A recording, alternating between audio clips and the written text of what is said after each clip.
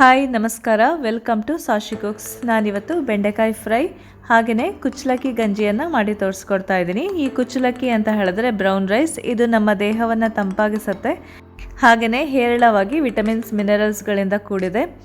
ಹಾಗೆಯೇ ನಮ್ಮ ಚರ್ಮದ ಆರೋಗ್ಯಕ್ಕೂ ಕೂಡ ಒಳ್ಳೆಯದು. ನೋಡಿ, ಇಲ್ಲಿ ನಾನು ಗಂಜಿ ಮಾಡಲಿಕ್ಕೆ 1 ಲೋಟ ಕುಚ್ಚಲಕ್ಕಿ ಬ್ರೌನ್ ರೈಸ್ ತೊಗೊಂಡಿದ್ದೀನಿ. ಅದನ್ನು ನೆನೆ ಹಾಕಿದ್ದೆ ನಾನು ಒಂದು ಅರ್ಧ ಗಂಟೆ, 1 ಗಂಟೆ ಆದರೂ ಕೂಡ ನೆನೆ ಹಾಕ್ಬೋದು. ಇಲ್ಲಾಂದರೆ ಬೇಯಲಿಕ್ಕೆ ತುಂಬಾ ಟೈಮ್ ತಗೊಳುತ್ತೆ. ನೋಡಿ, ಇಲ್ಲಿ ನಾನು ನೆನೆ ಹಾಕಿದ್ದ ಕುಚ್ಚಲಕ್ಕಿಯನ್ನು ತೊಗೊಂಡಿದ್ದೀನಿ. ಚೆನ್ನಾಗಿ ಒಂದು 2-3 ಸಲ ವಾಶ್ ಮಾಡಿಕೊಂಡು ನೀರಲ್ಲಿ ನೆನೆ ಹಾಕಿಡಿ. ನೋಡಿ, ನೆನೆಸಿದಾದ್ಮೇಲೆ ನಾನಿಲ್ಲಿ ಕುಕ್ಕರ್ಗೆ ಹಾಕ್ಕೊಳ್ತಾ ಇದ್ದೀನಿ. 1 ಲೋಟ ನೆನೆಸಿದ ಕುಚ್ಚಲಕ್ಕಿಗೆ 3 ಲೋಟ ಬಿಸಿನೀರನ್ನು ಆ್ಯಡ್ ಮಾಡ್ಕೊಳ್ತಾ ಇದ್ದೀನಿ. ಆಯಿತಾ? ನೋಡಿ, ಇಲ್ಲಿ ಇದಕ್ಕೆ ನಾನು ಸ್ವಲ್ಪ ಉಪ್ಪನ್ನು ಆ್ಯಡ್ ಮಾಡಿಕೊಂಡು ಇದನ್ನು ಬೇಯಲಿಕ್ಕೆ ಹಾಕ್ತಾ ಇದ್ದೀನಿ. ನಾನಿಲ್ಲಿ ವಿಷಲ್ ಕೂಗಿಸ್ತಾ ಇರೋದು ಒಂದು 5-6 ವಿಷಲ್ನ ಕೂಗಿಸ್ಕೊಳ್ತಾ ಇದ್ದೀನಿ. ನೀವು ಬೇಕಾದರೆ 7-8 ಕೂಡ ಕೂಗಿಸ್ಕೋಬೋದು. ನೋಡಿ, ಅದಕ್ಕೆ 1 ಟೀ ಸ್ಪೂನು ಉಪ್ಪನ್ನು ಹಾಕಿದ್ದೀನಿ. ಉಪ್ಪನ್ನು ಹಾಕಿಬಿಟ್ಟು ಇದನ್ನು ಒಂದು ಕುದಿ ಬರೋವರೆಗೂ ನೋಡೋಣ. ಆಯಿತಾ? ಕುಚ್ಚಲಕ್ಕಿ ಈಗ ಒಂದು ಕುದಿ ಬರ್ತಾ ಇದೆ ನೋಡಿದ್ರೆ. ಈಗ ಇದಕ್ಕೆ ಕುಕ್ಕರ್ ಮುಚ್ಚಳವನ್ನು ಮುಚ್ಚಿಬಿಟ್ಟು ಒಂದು 4-5 ವಿಷಲ್ ಕೂಗಿಸ್ಕೊಳ್ತಾ ಇದ್ದೀನಿ.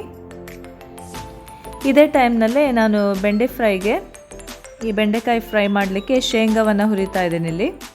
ನೋಡಿ, ಇಲ್ಲಿ ಈಗ ಇದು ಒಂದು 5-6 ವಿಷಲು ಕೂಗಿಸ್ಕೊಂಡು ಆಗಿದೆ. ಈಗ ನೋಡಿ, ಈಗ ಇದಿಷ್ಟು ಬೆಂದಿರತ್ತೆ. ಇದನ್ನು ನಾನು ಮತ್ತೆ ಕುದಿಲಿಕ್ಕೆ ಬಿಡ್ತಾ ಇದ್ದೀನಿ. ಇದು ಕುದ್ದು ಇನ್ನೂ ರೈಸ್ ಇನ್ನೂ ಸಾಫ್ಟಾಗಿ ಆಗಬೇಕು, ಅಲ್ಲಿ ತನಕ ಇದನ್ನು ಚೆನ್ನಾಗಿ ಕುದಿಸ್ಕೋಬೇಕಾಗತ್ತೆ. ನೋಡಿ, ಕುಚ್ಚಲಕ್ಕಿಯನ್ನು ಮಾಡೋದು ಕಷ್ಟ ಏನಲ್ಲ. ಸೇಮ್ ನಾವು ನಾರ್ಮಲ್ ರೈಸ್ ಹೇಗೆ ಕುಕ್ ಮಾಡ್ತೀವೋ ಅದೇ ರೀತಿಯೇ ಕುಕ್ ಮಾಡೋದು. ಆದರೆ ನಾವು ಇದನ್ನು ನೆನೆಸ್ಬೇಕಾಗತ್ತೆ. ವಿಷಲ್ ಕೂಗಿಸ್ಕೋಕ್ಕಿಂತ ಮುಂಚೆನೇ ಸ್ವಲ್ಪ ನೆನೆ ಹಾಕೋದು ತುಂಬಾ ಅವಶ್ಯಕ. ಈ ಕುಚ್ಚಲಕ್ಕಿ ಗಂಜಿಯನ್ನು ನೀವು ವಾರಕ್ಕೆ 1 ಸಲ ಆದರೂ ಮಾಡಿ. ಆಯಿತಾ? ಈಗ ಇದನ್ನು ಕುದಿಲಿಕ್ಕೆ ಬಿಟ್ಬಿಡೋಣ. ಇದೇ ಟೈಮ್ನಲ್ಲೇ ನಾನೀಗ ಬೆಂಡೆಕಾಯಿ ಫ್ರೈಗೆ ರೆಡಿ ಮಾಡ್ಕೊಳ್ತಾ ಇದ್ದೀನಿ. ಇಲ್ಲಿ ನಾನು 2 ಟೇಬಲ್ ಸ್ಪೂನು ಶೇಂಗಾ ಬೀಜವನ್ನು ತೊಗೊಂಡಿದ್ದೀನಿ. ನೋಡಿ, ಈಗ ರೋಸ್ಟ್ ಆಗಿದೆ ಇದು. ಈಗ ಎಳ್ಳನ್ನು ಹಾಕ್ಕೊಳ್ತಾ ಇದ್ದೀನಿ. ಎಳ್ಳನ್ನು ನಾನು 2 ಟೇಬಲ್ ಸ್ಪೂನ್ ತೊಗೊಂಡಿದ್ದೀನಿ. ಆಯಿತಾ? ಇದನ್ನು ಕೂಡ ಸ್ವಲ್ಪ ರೋಸ್ಟ್ ಮಾಡ್ಕೊಳ್ಳೋಣ. ಸ್ವಲ್ಪ ಕಲರ್ ಚೇಂಜ್ ಆಗೋವರೆಗೂ ಇದನ್ನು ರೋಸ್ಟ್ ಮಾಡಿದ್ರಾಯ್ತು. ನೋಡಿ, ಈಗ ಇದು ಎಳ್ಳು ಕೂಡ ಈಗ ರೋಸ್ಟ್ ಆಗಿದೆ. ಇದನ್ನು ಜಾರ್ನಲ್ಲಿ ಹಾಕ್ಕೊಳ್ತಾ ಇದ್ದೀನಿ. ಹಾಗೆಯೇ ಇದಕ್ಕೆ ನಾನು ಒಣಕೊಬ್ಬರಿ ಕೂಡ 1 ಟೇಬಲ್ ಸ್ಪೂನ್ ತೊಗೊಂಡಿದ್ದೀನಿ. ನೀವು ಒಣಕೊಬ್ಬರಿ ಬದಲೇ ಹಸಿಕಾಯಿ ತುರಿ ಕೂಡ ಯೂಸ್ ಮಾಡ್ಕೋಬೋದು. ಹಾಗೆಯೇ ಇಲ್ಲಿ 2-3 ಬೆಳ್ಳುಳ್ಳಿ ಎಸಳು ಕೂಡ ಹಾಕ್ಕೊಂಡಿದ್ದೀನಿ. ಬೆಳ್ಳುಳ್ಳಿ ಕೂಡ ಸ್ವಲ್ಪ ಕಲರ್ ಚೇಂಜ್ ಆಗೋವರೆಗೂ ರೋಸ್ಟ್ ಮಾಡ್ಕೊಳ್ಳೋಣ. ನೀವು ಬೆಳ್ಳುಳ್ಳಿ ಮೊದಲಿಗೆ ಹಾಕ್ಕೊಂಡು ಕಲರ್ ಒಂದು ಸ್ವಲ್ಪ ಚೇಂಜ್ ಆದಮೇಲೆ ಒಣಕೊಬ್ಬರಿ ಹಾಕ್ಕೊಂಡ್ರು ನಡೆಯುತ್ತೆ, ಹೀಗೂ ಕೂಡ ನಡೆಯುತ್ತೆ. ಆಯಿತಾ? ನೋಡಿ, ಇದು ಕೂಡ ಈಗ ಸ್ವಲ್ಪ ರೋಸ್ಟ್ ಆಗಿದೆ. ಇದನ್ನು ಕೂಡ ಜಾರಿಗೆ ಹಾಕ್ಕೊಂಡಿದ್ದೀನಿ ಈಗ. ಹಾಗೆಯೇ ಇದಕ್ಕೆ 1/4 ಟೀ ಸ್ಪೂನು ಅರಿಶಿನ ಪುಡಿ ಹಾಕ್ಕೊಂಡಿದ್ದೀನಿ. ಹಾಗೆಯೇ 1 ಟೀ ಸ್ಪೂನು ಖಾರದ ಪುಡಿಯನ್ನು ಹಾಕ್ಕೊಳ್ತಾ ಇದ್ದೀನಿ. ಇದಕ್ಕೆ 1/4 ಟೀ ಸ್ಪೂನು ಉಪ್ಪನ್ನು ಹಾಕ್ತಾ ಇದ್ದೀನಿ. ಈ ಮಸಾಲೆಯನ್ನು ಈಗ ರುಬ್ಕೊಳ್ಳೋಣ. ಇದಕ್ಕೆ ನೀರನ್ನು ಹಾಕದೆ ಹಾಗೆ ರುಬ್ಬಿದ್ದೀನಿ ಇಲ್ಲಿ. ಬನ್ನಿ ಈಗ ಬೆಂಡೆಕಾಯಿನ ರೆಡಿ ಮಾಡ್ಕೊಳ್ಳೋಣ. ಬೆಂಡೆಕಾಯಿನ ತೊಳೆದ್ಕೊಂಡ್ಬಿಟ್ಟು ಈ ಥರ ಹೆಚ್ಕೊಳ್ಬೇಕಾಗತ್ತೆ. ನೋಡಿ, ಇಲ್ಲಿ ವಿಡಿಯೋದಲ್ಲಿ ತೋರಿಸ್ತಾ ಇದ್ದೀನಲ್ಲ, ಇದೇ ಥರ ಮಾಡ್ಕೋಬೇಕು ಬೆಂಡೆಕಾಯಿಗೆ. ನೋಡಿ, ಈಗ ಇದನ್ನು ಮಾಡ್ಕೊಂಡ್ವಲ್ಲ ಮಸಾಲೆಯನ್ನು, ಅದನ್ನು ತುಂಬ್ಕೊಳ್ತಾ ಇದ್ದೀನಿ. ನೋಡಿ, ಹಾಗೆಯೇ ಇಲ್ಲಿ ಕುಚ್ಚಲಕ್ಕಿ ಕೂಡ ಇಲ್ಲಿ ಬೆಂದಿದೆ. ಈಗ ನಾನು ಈ ಬೆಂಡೆಕಾಯಿಗೆ ಮಸಾಲೆಯನ್ನು ರುಬ್ಕೊಂಡಿದ್ವಲ್ಲ ಅದನ್ನೆಲ್ಲ ಬೆಂಡೆಕಾಯಿಗೂ ಕೂಡ ಇದೇ ಥರ ಹಾಕ್ಕೊಳ್ತಾ ಇದ್ದೀನಿ. ಈಗ ಎಲ್ಲ ಬೆಂಡೆಕಾಯಿಗೂ ಕೂಡ ಮಸಾಲವನ್ನು ನಾನಿಲ್ಲಿ ಹಾಕಿಟ್ಕೊಂಡಿದ್ದೀನಿ. ಬನ್ನಿ ಈಗ ಇದನ್ನು ಒಂದು 2 ಟೇಬಲ್ ಸ್ಪೂನ್ ಎಣ್ಣೆ ಹಾಕ್ಕೊಂಡ್ಬಿಟ್ಟು ಇದನ್ನು ಫ್ರೈ ಮಾಡ್ಕೊಳ್ಳೋಣ. ಈ ಬೆಂಡೆಕಾಯಿ ಫ್ರೈ ಆಗಿ ಸ್ವಲ್ಪ ಕಲರ್ ಚೇಂಜ್ ಆಗುತ್ತೆ, ಅಲ್ಲಿವರೆಗೂ ಚೆನ್ನಾಗಿ ಇದನ್ನು ಎಣ್ಣೆಯಲ್ಲಿ ಫ್ರೈ ಮಾಡ್ಕೊಳ್ತಾ ಇದ್ದೀನಿ. ನೋಡಿ, ಬೆಂಡೆಕಾಯಿ ಚೆನ್ನಾಗಿ ಕುಕ್ ಮಾಡ್ಕೋಬೇಕು.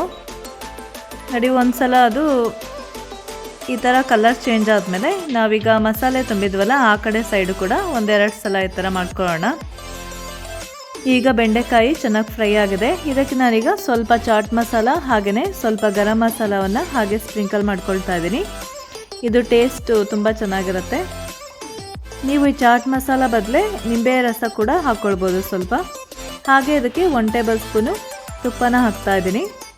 ಅದು ಕೂಡ ಒಳ್ಳೆ ಟೇಸ್ಟ್ ಕೊಡುತ್ತೆ. ನೋಡಿ, ಇಲ್ಲಿ ಗಂಜಿ ಕೂಡ ಆಗಿದೆ. ಇಲ್ಲಿ ಈ ಗಂಜಿಗೆ ನಾನು ಮೊಸರನ್ನ ಆ್ಯಡ್ ಮಾಡ್ಕೊಂಡಿದ್ದೀನಿ. ಆಯಿತಾ? 1 ಟೇಬಲ್ ಸ್ಪೂನು ಮೊಸರನ್ನ ಹಾಕ್ಕೊಂಡಿದ್ದೀನಿ. ನೀವು ಈ ಗಂಜಿಯನ್ನು ಉಪ್ಪಿನಕಾಯಿ ಅಥವಾ ಒಂದು ಈರುಳ್ಳಿ ಅಥವಾ ಈ ಥರ ಬೆಂಡೆಕಾಯಿ ಫ್ರೈ ಅಥವಾ ಯಾವುದಾದ್ರು ತರಕಾರಿ ಪಲ್ಯ ಜೊತೆ ಅಥವಾ ಚಟ್ನಿ ಪುಡಿ ಚಟ್ನಿ ಜೊತೆ ನೀವು ಸರ್ವ್ ಮಾಡ್ಕೋಬೋದು. ಅದಲ್ಲದೇ ಈ ಗಂಜಿಯನ್ನು ನೀವು ತುಪ್ಪ ಹಾಕ್ಕೊಂಡು ಕೂಡ ತಿನ್ಬೋದು, ತುಂಬಾ ಚೆನ್ನಾಗಿರುತ್ತೆ.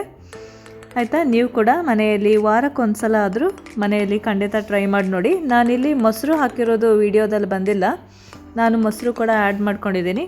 ಆಯಿತಾ, ನೀವು ಕೂಡ ಮನೆಯಲ್ಲಿ ಖಂಡಿತ ಟ್ರೈ ಮಾಡಿ ನೋಡಿ. Thanks for watching.